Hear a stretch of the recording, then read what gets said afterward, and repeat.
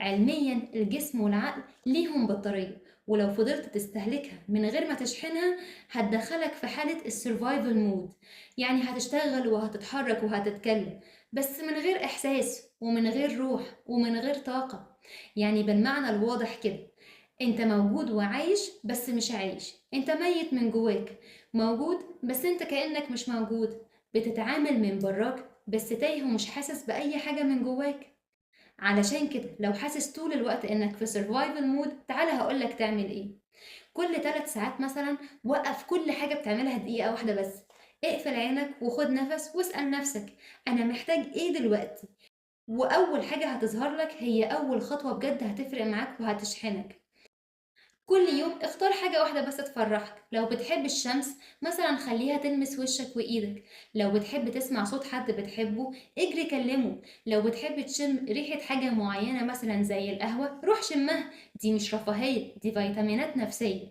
جرب كل يوم تفصل ساعة بس في اليوم من غير أي شاشات، من غير أي ردود ومن غير أي إيميلات، من غير رسايل، انت مع نفسك وبس، او مع اي حد انت بتحبه، علشان عقلك يبدأ يهدى ويبدأ يفضي الدوشة اللي جواه.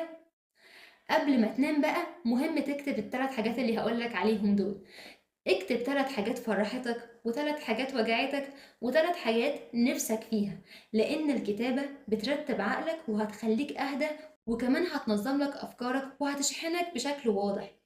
كل يوم حرك جسمك ولو 10 دقايق بس، مش علشان هي رياضة، إنما علشان تقول لجسمك أنا بحبك، أنا حاسس بيك، أنا سامعك وفاهم احتياجاتك، لأن جسمنا بنسبة كبيرة بيخزن مشاعرنا اللي بنحسها كل يوم، فكل مرة بتخزن فيه شعور معين هي كل مرة هيتعب فيها.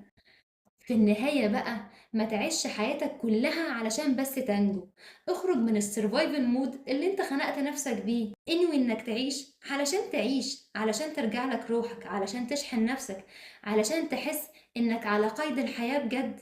ويا صباح الاستمورنينج القمر.